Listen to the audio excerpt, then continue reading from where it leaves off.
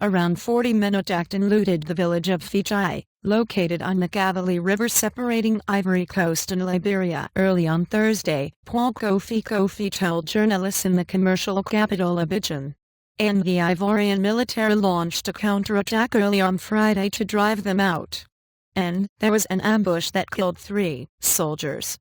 10 were killed among the civilian population. We're carrying out cleanup operations in the forest and we've gone all the way to the Cavally River. The situation is under control, he said.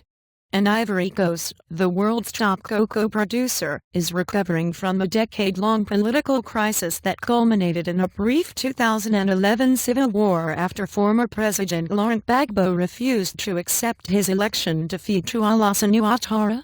And gunmen from Liberia have staged several assaults on towns near the border in recent years that the government and United Nations have blamed on the Liberian mercenaries and Gbagbo allies.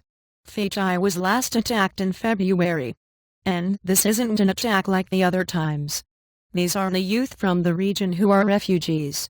They are bandits, Koffi Koffi said, rejecting the idea that the raid was politically motivated. And however, local residents said the fighters were armed with heavy weapons and the parliamentarian for the area said they had launched their raid from across the border in Liberia.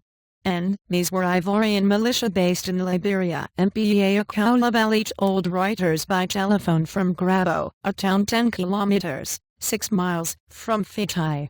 And some of the villagers were taken hostage by them. They said their accents were Ivorian.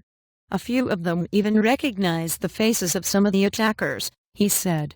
And cross-border threat and Cavally said he knew of 7 villagers who had been killed in the attack in addition to the 3 soldiers.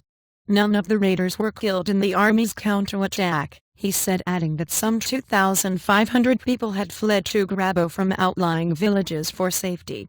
And Koffi Koffi estimated that around 500 people had been displaced by the clashes. And Gbagbo is currently awaiting trial at the International Criminal Court in The Hague for suspected crimes against humanity during the 2011 war, in which around 3,000 people died. And some 220,000 Ivorians fled into Liberia during the post-election conflict, and around 46,000, among them former pro-Gbagbo militia fighters, remained there, according to the United Nations Refugee Agency.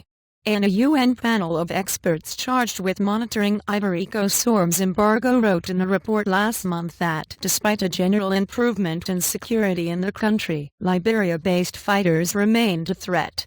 And the structure and military capacity, in terms of combatants, weapons and related materiel, of the mercenaries in Liberia and the Ivorian militia remain highly operational, the report said.